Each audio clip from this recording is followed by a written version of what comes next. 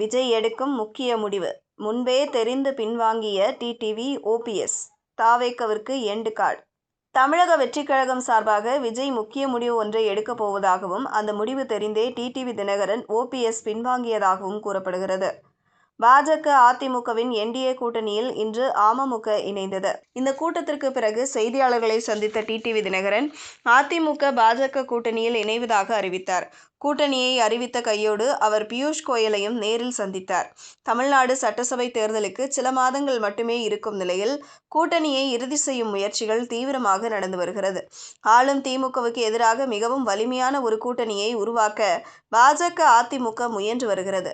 வரும் 23ஆம் தேதி பிரதமர் மோடி கலந்து கொள்ளும் நிகழ்ச்சி மதுராந்தகத்தில் நடைபெறும் நிலையில், அதில் அனைத்து கூட்டணி கட்சி தலைவர்களையும் மேடை ஏற்ற பாஜக திட்டமிட்டுள்ளது.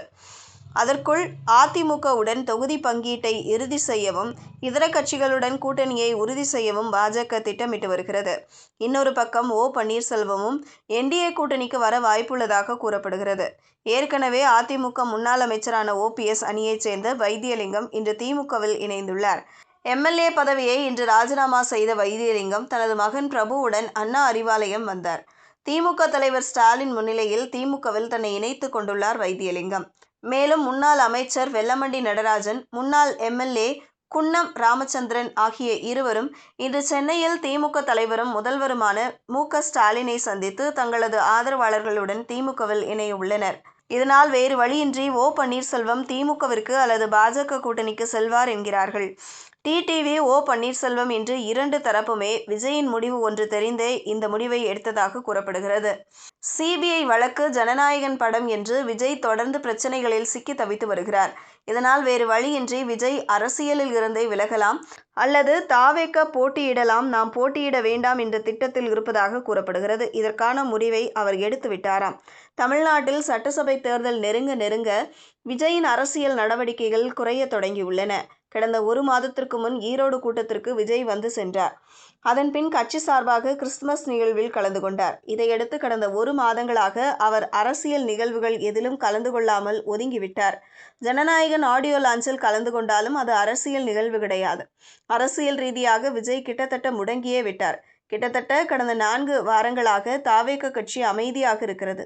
கட்சியின் மற்ற மூத்த தலைவர்கள் ஆதவ் அர்ஜுனா, செங்கோட்டையன், பொதுச் செயலாளர் புஷி ஆனந்த், கட்சியில் புதிதாக இணைந்த நாஞ்சில் சம்பத் என்று ஒருவர் கூட கட்சி சார்பாக எதுவும் பேசவில்லை. அருண் மட்டும் ஒரு சில நிகழ்வுகளில் பங்கேற்றார். தமிழக வெற்றிக் கழகம் சார்பாக பொங்கல் விழா நடத்த திட்டமிடப்பட்டிருந்தது. ஆனால் அந்த விழா கடைசி நேரத்தில் கேன்சல் செய்யப்பட்டது. இப்படி கட்சி மொத்தமும் அப்படியே சைலண்ட் மோடிற்கு சென்றுள்ளது. சிபிஐ விஜய் விசாரணை நடக்க உள்ளது. அதேபோல நாளை மறுநாள் ஜனநாயகன் வழக்கு நடைபெற உள்ளது. இந்த இரண்டிற்கும் இடையில் விஜய் மொத்தமாக அமைதியாகியுள்ளார். இவையெல்லாம் விஜய் அரசியலில் இருந்தே விலகலாம் அல்லது தாவேகா போட்டியிடலாம், நாம் போட்டியிட வேண்டாம் என்ற திட்டத்தில் இருப்பதாக கூறப்படுகிறது. இதற்கான முடிவை அவர் எடுத்து விட்டாராம். இதை டெல்லி சோர்ஸ் வழியாக தெரிந்து கொண்ட பின்பே டிடிவி பன்னீர்செல்வம் இப்படியான முடிவை எடுத்ததாக கூறப்படுகிறது. முதலில் விஜயுடன் சேர ஆர்வம் காட்டிய 2 பேருமே விஜயை சீண்டாமல் போனதற்கு காரணம் இதுவே என்கிறார்கள்.